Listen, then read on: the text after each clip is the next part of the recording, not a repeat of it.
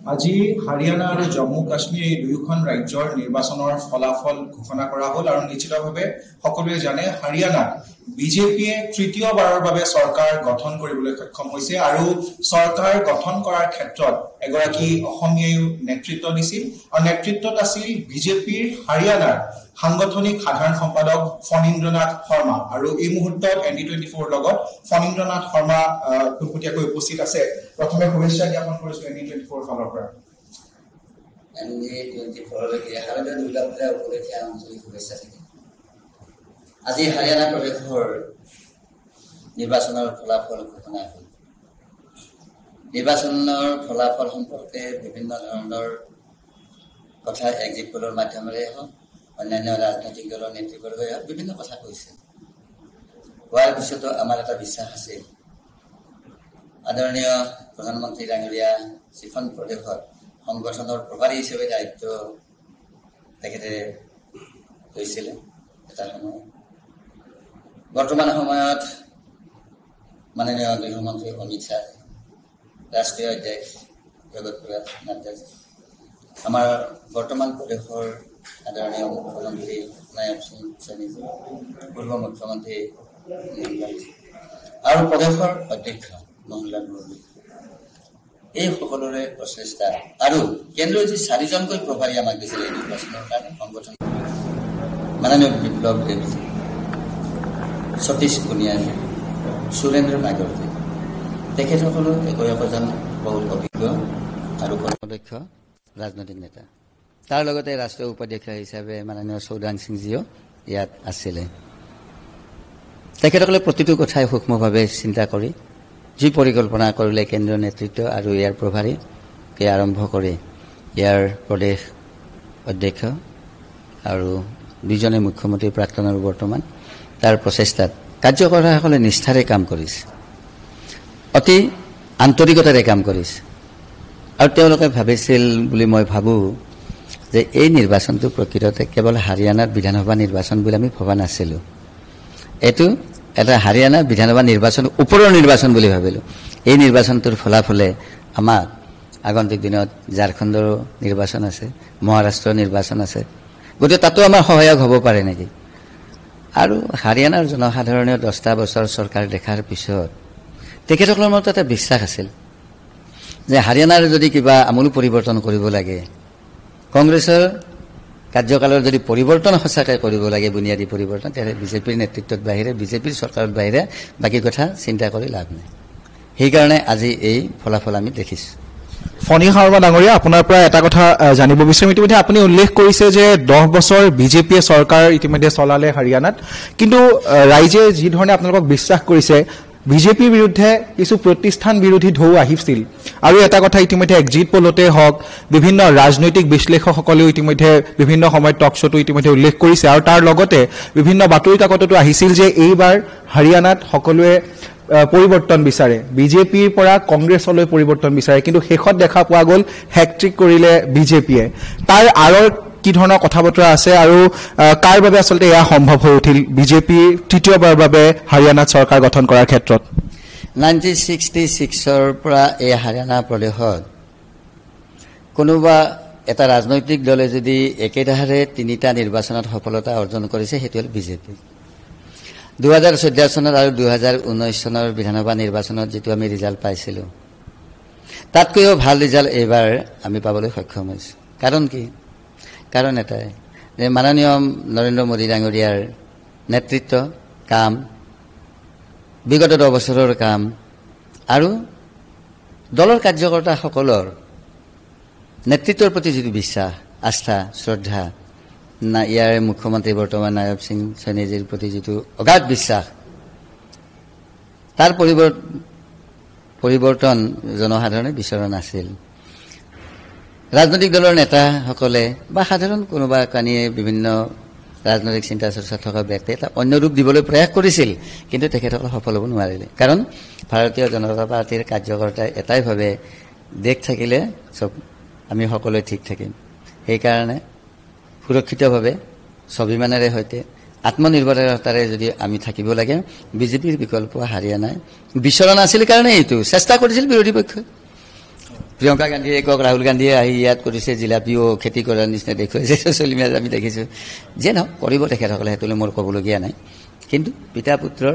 নেতৃত্ব মানি ল'বলৈকে বিচৰা নাছিল হাৰিয়ানা প্ৰদেশত আৰু সেইকাৰণে এই ৰিজাল্ট আমি দেখিছোঁ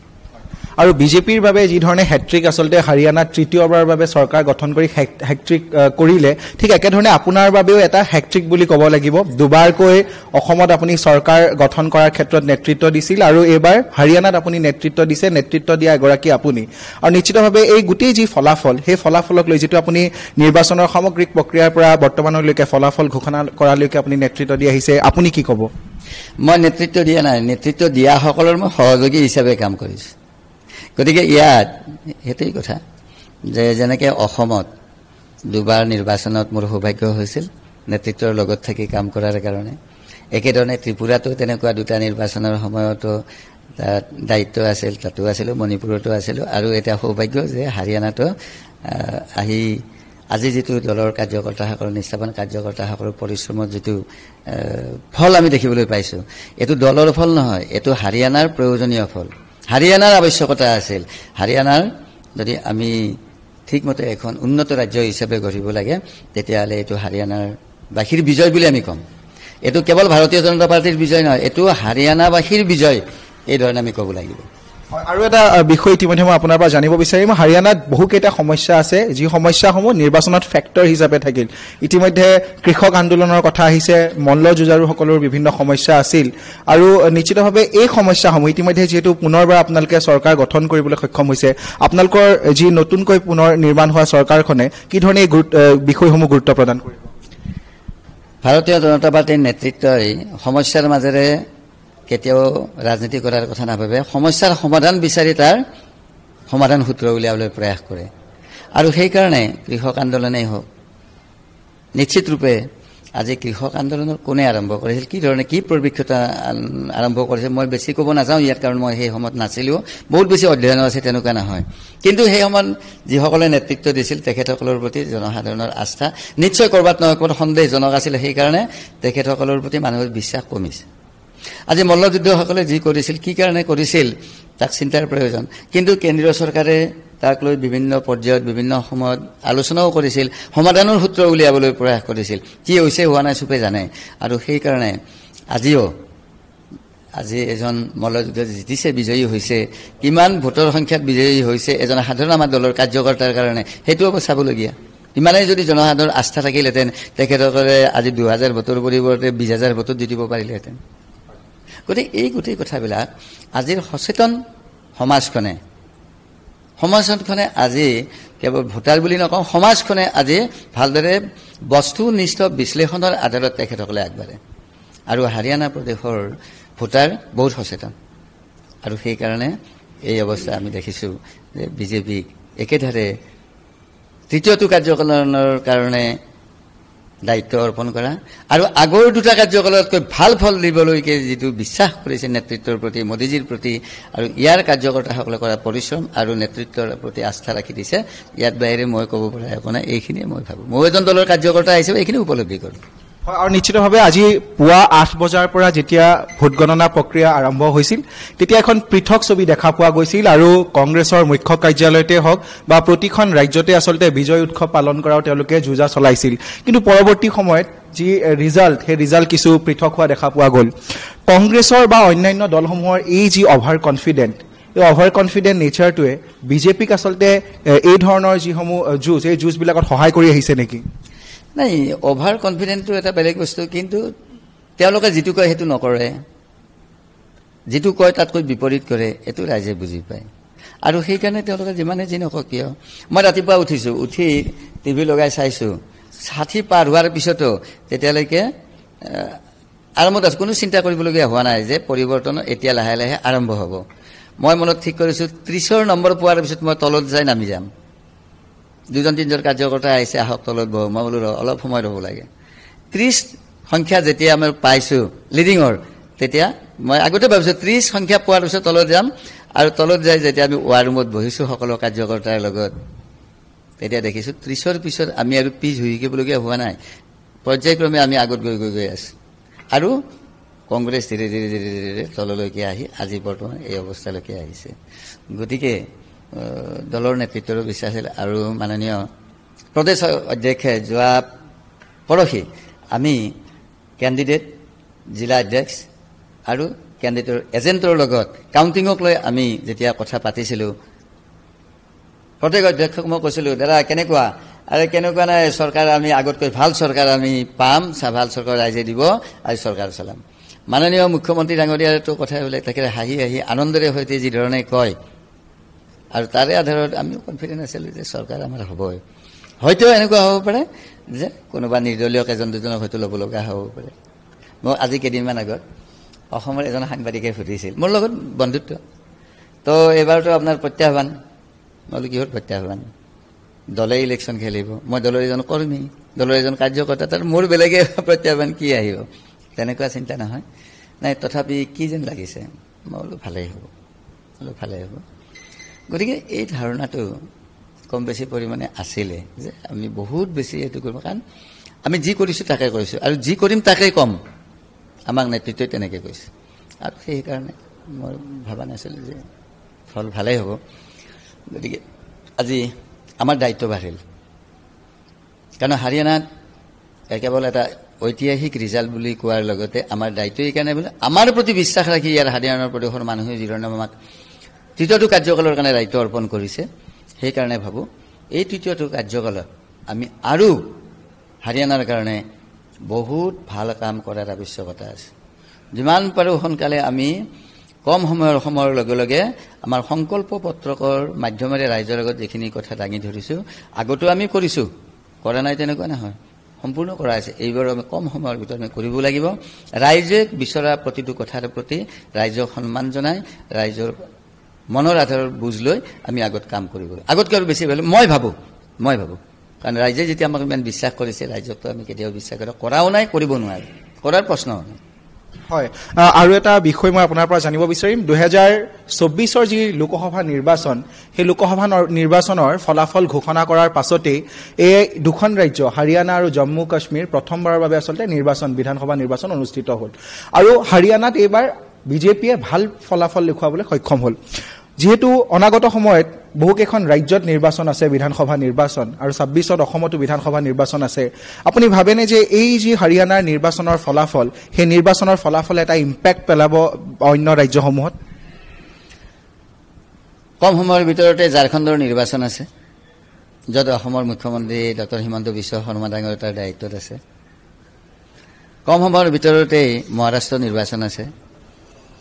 স্বাভাৱিকতে ইয়াত এটা পৰিণাম থাকিবই, ইয়াত কোনো সন্দেহ নাই। কিন্তু 2026 চনত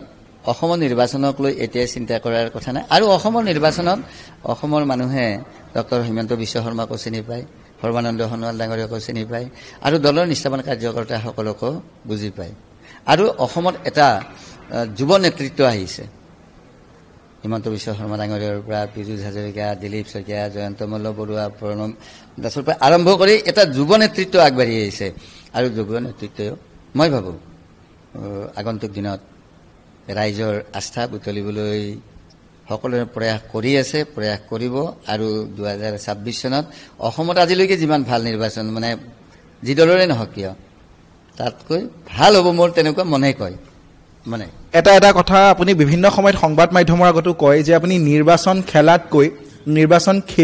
খেলুৱাক লৈ বেছি ভাল পায়, নিৰ্বাচনক নেতৃত্ব দি কি ধৰণে প্ৰাৰ্থীসকলক আচলতে নেতৃত্ব দিয়ে তাক লৈ আপুনি বেছি ভাল পায়, তেওঁলোকক আগবঢ়াই দিয়াত। সন্মুখত যিহেতু অসমৰ নিৰ্বাচনৰ প্ৰসংগটো আহিছে, মই জানিব বিচাৰিম, সন্মুখত যিহেতু 2026 বিধানসভা নিৰ্বাচন আছে, আৰু নিশ্চিতভাৱে হাৰিয়ানাৰ ক্ষেত্ৰতো আমি দেখা পালোঁ যে আপুনি নেতৃত্ব দিলে, আৰু আপোনাৰ সৈতে বহুকেইজনে নেতৃত্ব দি আচলতে আজি এই ধৰণৰ ফলাফল আহিবলৈ সক্ষম হ'ল। পুনৰ যদি আপোনাক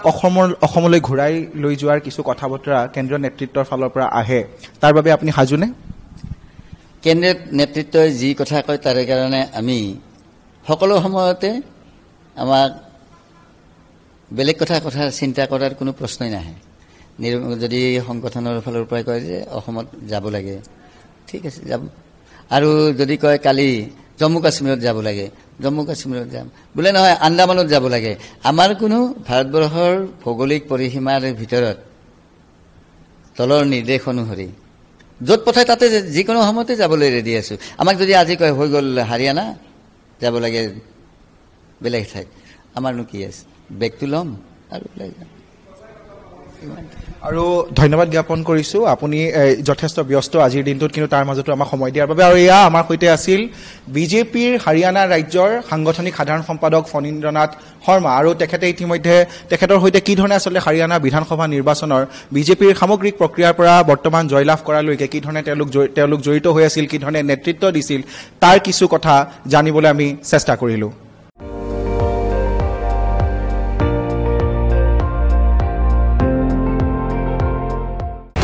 আপুনি চাই আছে ND24, সৰ্বশ্ৰেষ্ঠ নহয় সৰ্বোত্তমৰ দৌৰ।